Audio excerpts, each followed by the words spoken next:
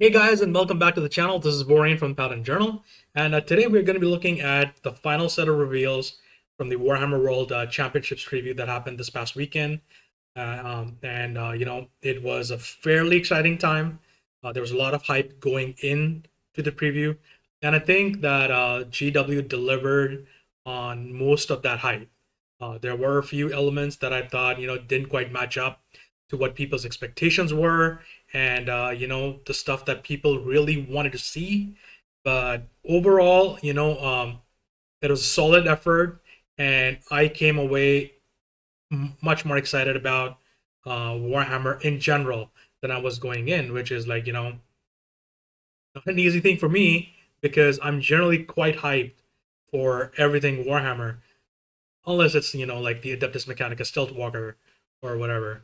Then it's like kind of like gosh, could have been better. But anyways, so that's what we're going to be looking at. And just to kick things off, we are going to start with right here. We're going to start with Warhammer. And as you can see, our first element, Warhammer 40,000, the very first thing that we saw, the very first thing they revealed was Necrons. So for Warhammer 40,000, we have already seen uh, two new models for the Necron range. One was Imitek, the Stormlord, who is a named character. And then just a few weeks ago, a couple weeks ago, 3 weeks ago, we also got another guy. This time it's a Necron Overlord with Translocation Shroud or something like that. That's what he's called. He has a really fancy teleport effect going on around him. Beautiful miniature. Beautiful miniature. Um, but again, it was like I knew what the rumors were, what the expected reveals, so to speak, were about this, but I was hoping that we would be able to see some new unit, an actual new unit, and on that front, I was disappointed. Although looking at Imhotep, right, this guy right now, Oricon the Diviner, another named character for Necrons, it doesn't match up to my expectations because it's yet another Necron HQ being revealed in with a codex that has already seen two previous confirmed releases officially. So it's like, yeah, it's not kind of what I want, but I think the model looks pretty gorgeous. Like, just from the front, as you can see right here, there's a lot of really amazing details. So Oricon is not an actual Necron Lord or an Overlord. Oricon is a Astromancer, is I believe what they're called, or Cryptex, as people who are more familiar with the army list itself would know.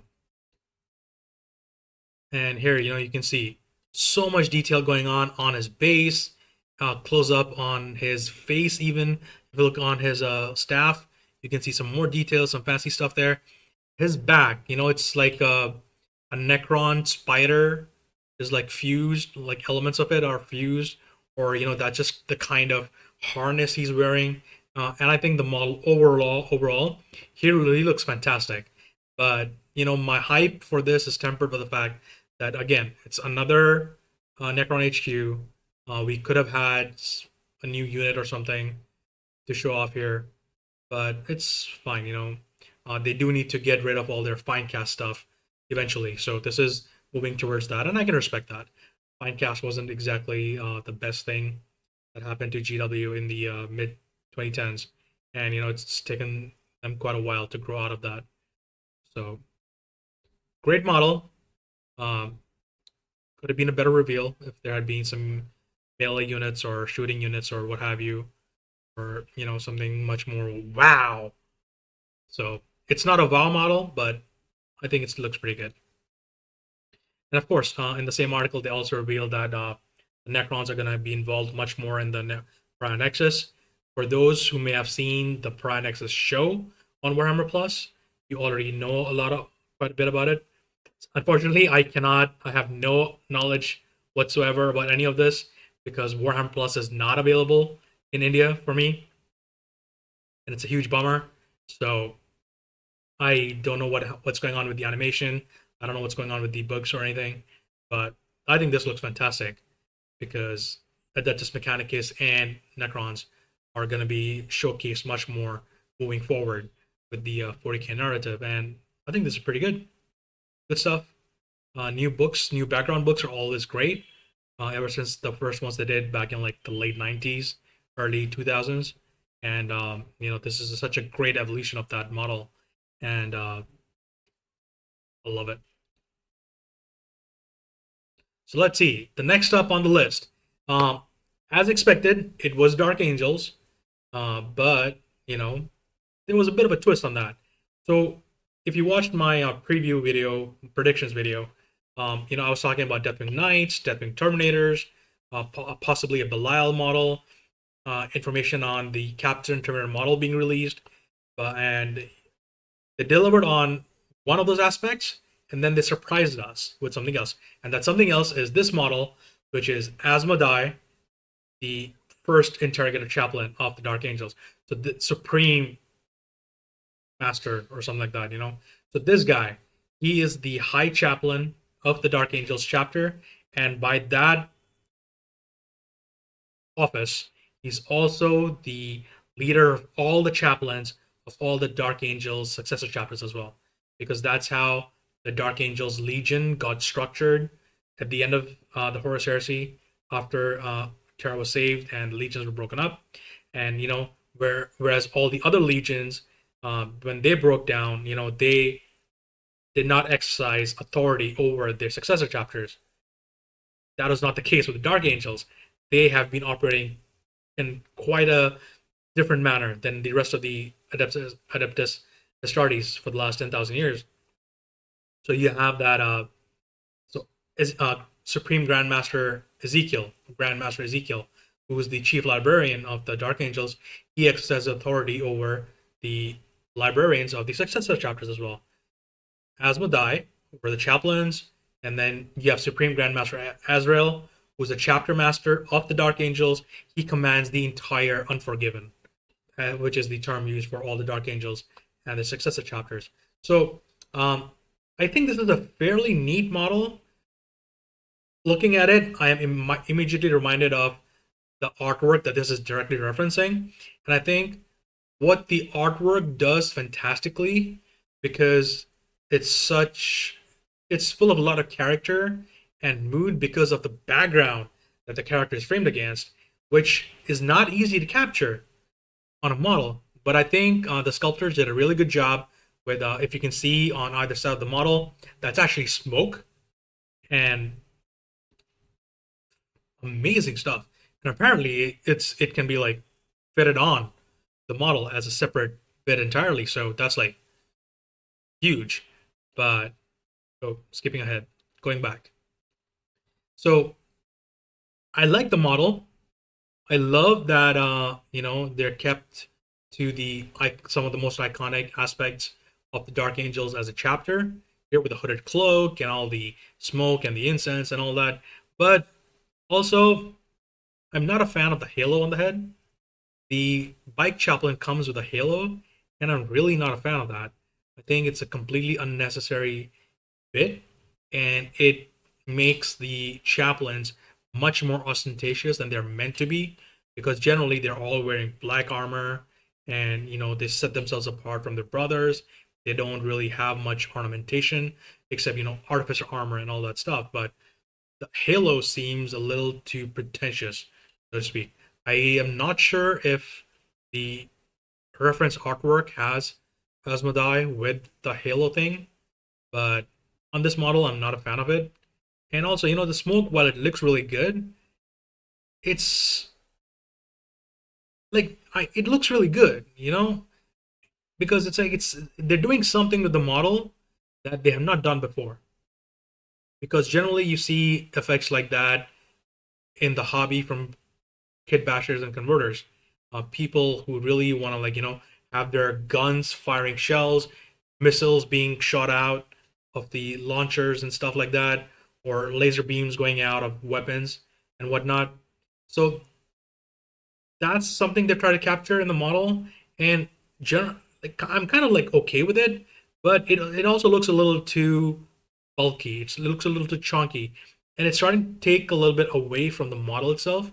Plus, another criticism I have is that the sword that Asmodai bears, it's angled too much, and I'm not getting a good sense of movement. It's like he's just like posing. He's squaring up to some enemy, and he's like, "Yeah, look at me. I'm so cool." But I think if the head that the sword is stuck in, if it was like moved a little bit more towards his left leg instead of being in the center of his between his legs, if it was more towards an extreme, specifically the right leg, it would have been a lot better. Like how one of their like on the Dark Angels upgrade sprue, Primaris upgrade sprue, you get a sword in that same in a similar pose, but it goes almost straight down. Slight angle, but it goes straight down almost. But this one, it's a little too angled, so you know it doesn't look as realistic as it could have been. But overall, pretty decent model. I'd probably say like it's a B plus. And as you can see from these images, very detailed model, looks pretty cool. Of course the paint job is superb. As always, the heavy metal team is like straight out of this world. And that brings us to these guys. These guys are the new Deathwing Terminators, or I'm sorry, the new Deathwing Knights. Uh, Lots of information about these guys, specifically the kit, and they can all be given these maces, or they can all have their swords and shields and what have you. And it promises to be a really good kit. The helmets, as you can see in this image, the helmets I'm not too sure about because it looks like let me increase the size here. If you can tell, I'm not much of a fan of the helmets. In the first instance, when I first saw them, they remind me too much of Cylons from Battlestar Galactica, and trust me, that was not a flattering comparison because they look more like the old Cylons, not the new ones from 2003 reboot. So it was like, ugh. But overall, I think this kit also looks amazing. Uh, Lots of potentials for conversions and kit bashes here. Still get this goofy dude, the Watcher in the Dark, with some extra bling bling.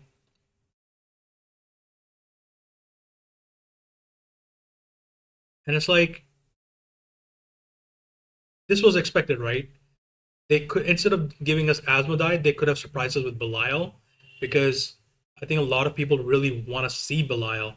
So because he's a named Terminator captain, there aren't that many of them around.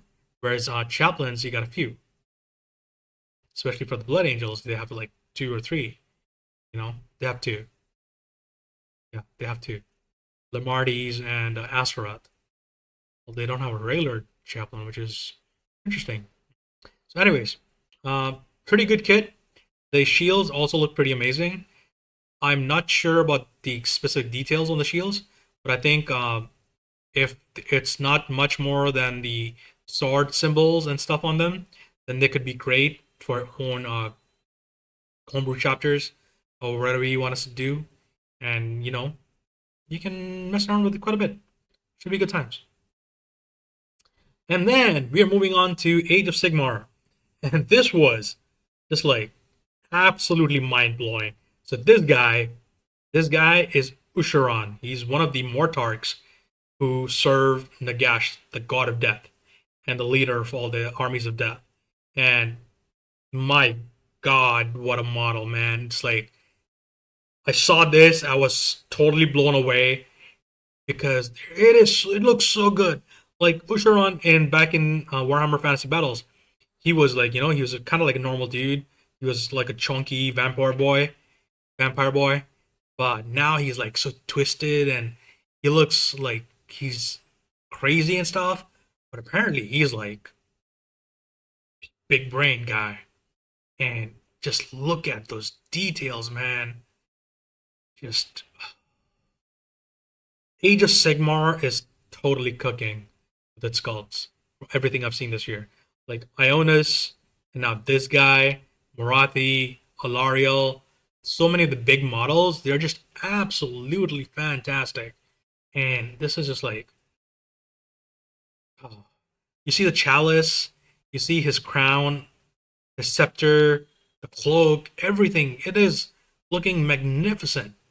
And then it's like, not only that, but it's like, there's so much else going on, not just with him, but of course, the FEC, the Flesh Eater Court's army is also getting a huge refresh.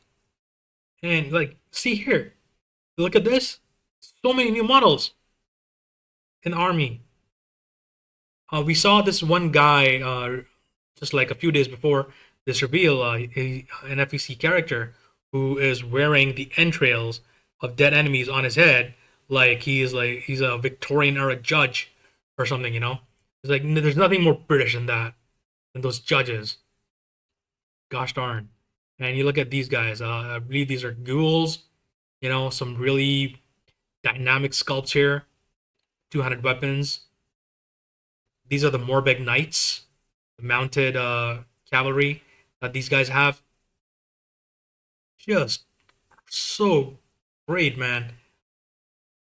Like in the corner, you can see that's a banner. You know, flayed skin, dead bones, a skeleton of a defeated enemy. Like my God, who? And these are the Vargulfs. So these are like they're kind of like noblemen, I believe, in the army. That's the purpose they serve. So they're obviously they're mutated beyond their initial humanoid appearance, but these look so much better than the old ones, I have to say. And again, I just keep going to these knights. It's like I really want to get this.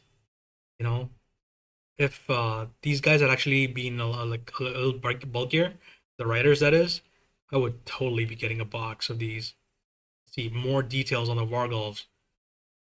Promises to be such a great kid, man. It's like, oh my God, it's amazing. This is another guy. I forget the name for a moment, but just the details.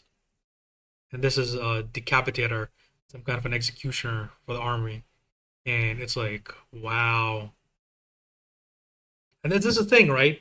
You compare Age of Sigmar models to Warhammer 40,000 models, and because Age of Sigmar literally has no restrictions on it, you know, the sculptors can go totally wild with the themes and the poses and everything, and they just like mind blowing. I keep coming back to like the same words every time, and it's just like, man, if we saw like more of this in the Warhammer 40,000 sculptors, my God, that range would be epic. So as you can see here, you'll be able to get almost all these new models in a single box. This will of course be a FOMO box, limited availability whenever it arrives. Um, I think this will be released sometime in January or February, maybe. Could even be March for all I know.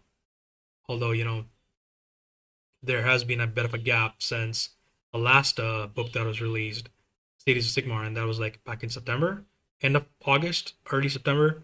So this could be due very, very soon. Although, FOMO box, the people who get this are gonna be, oh, they're gonna be eating. And let's go on to Warhammer the Horus Heresy.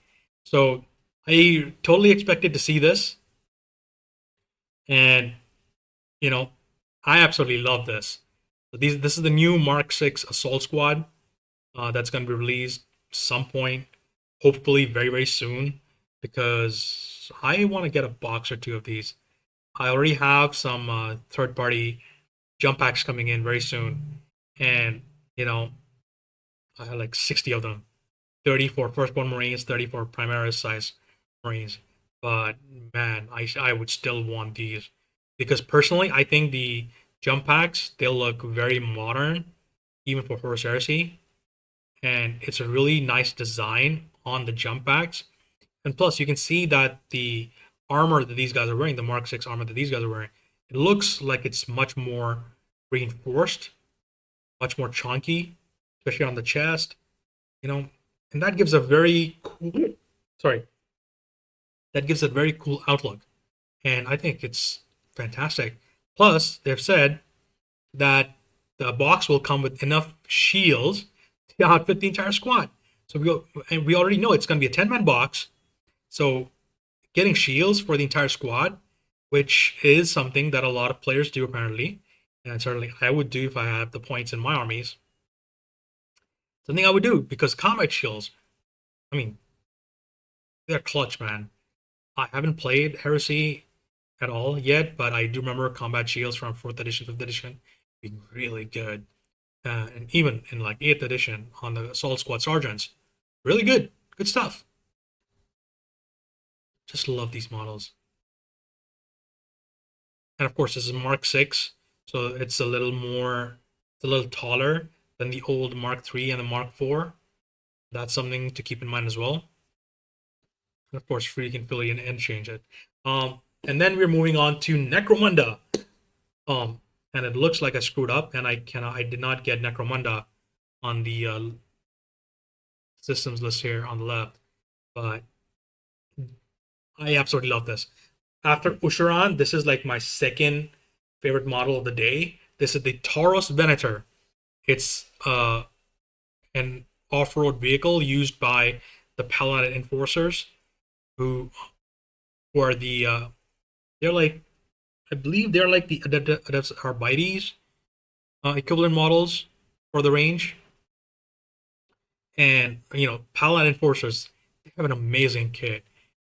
It looks like they're like, you know, special forces, like special police forces, SWAT, almost like. And this vehicle definitely helps sell that.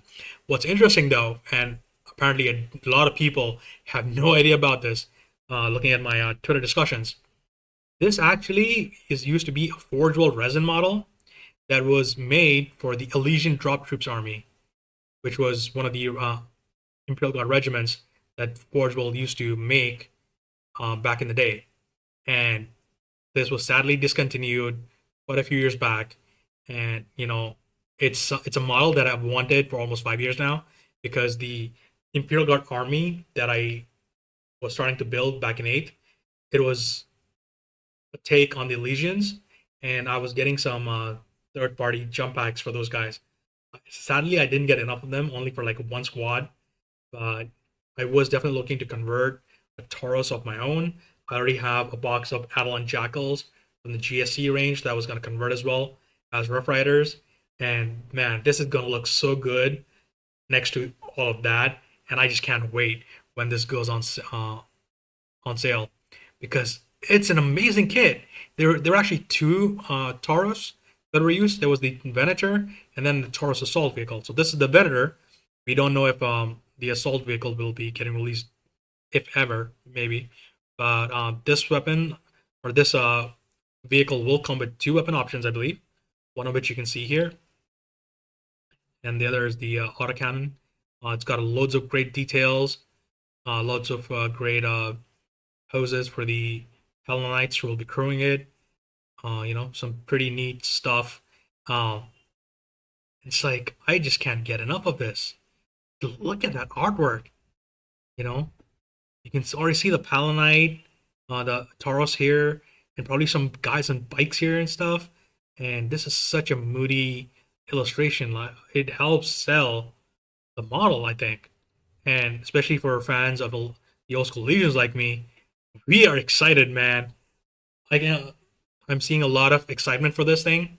And because you can finally have this thing in plastic.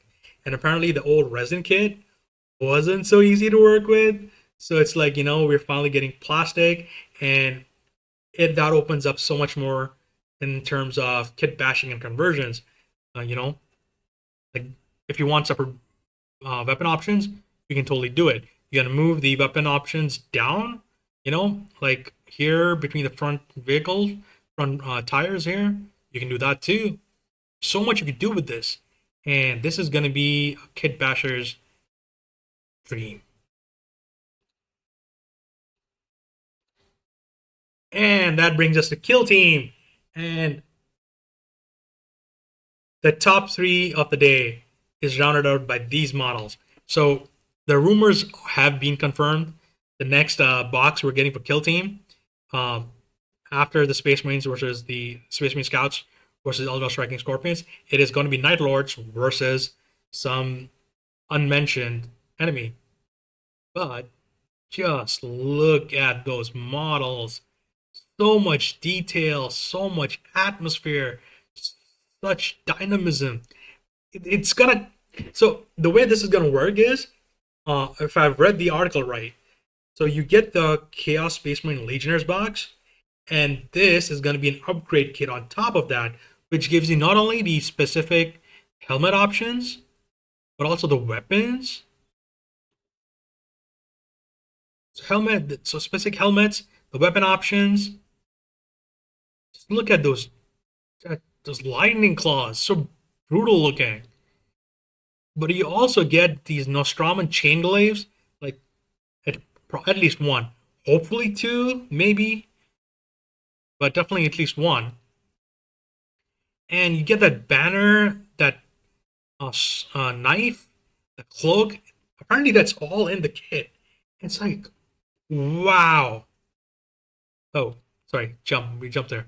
But it's amazing. And if you look at the banner here, so apparently the deal with this thing is that it's the remains of a Space Marine that the Night Lord banner bearer can actually animate to talk, and that is such a grisly detail in the way that only Night Lords can do it, and it's just like chef's kiss, you know.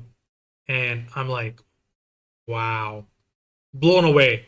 So we got Age of Sigmar, Usheron, we got the Taurus Venator, we got Night Lords, and of course, as you can see now, moving after this, Tomb Kings for Warhammer the Old World. This was expected, although I will say that while I personally had a lot of excitement for this because I really want to see the upgraded Tomb Kings range, Games Workshop did not exactly deliver on that. I mean, yes, we got this new model, some kind of a lord on a zombie dragon, and this is fantastic. So, forget about top three; it's top four of all the models revealed, and so much. Again, the things they can do with the plastic kits these days is just like, oh,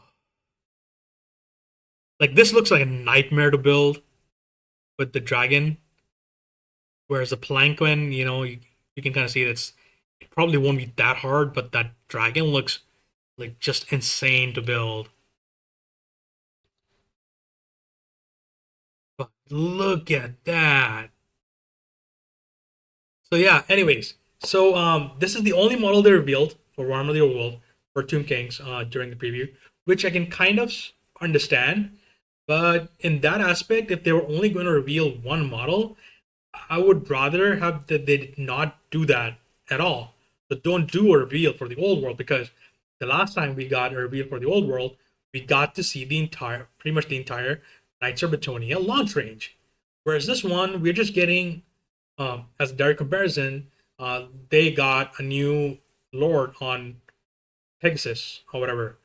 So they're with Tomb Kings, they're also getting a Lord on a flying mount, which is like, yes, amazing. This is what we wanted to see, but also there's nothing to support this. Like, we don't know what more is coming down the line. Um, People are already speculating that if you watch the reveal video for this, or some of the reveal artwork or the pictures, the skeletons that are coming for the launch, they're going to be the old skeleton kit, not a new one. Which also I can understand, because if you look at the Knights of Batonia, they did not get new men at arms. They're just using the old kit.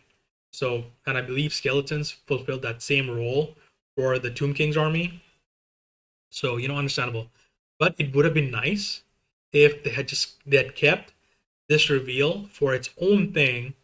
Like at the end of the month or early next month or something like that, and given us a bigger article so we can see this amazing mount, and also like one or two, three amazing more units that are coming down the line, and of course whatever the new Forge Resin stuff is coming, or the new kits that are coming in, or the old kits, sorry, that are coming down the line as part of the launch range.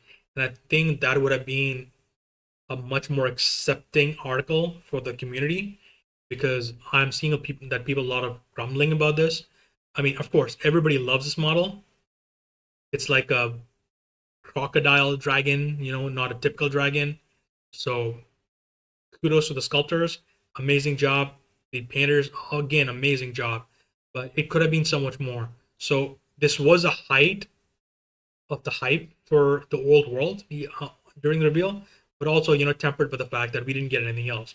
Whereas people were looking for something meaty, something much more juicy to just like yes, yes, yes, yes, yes, yes, yes, yes, kind of like that.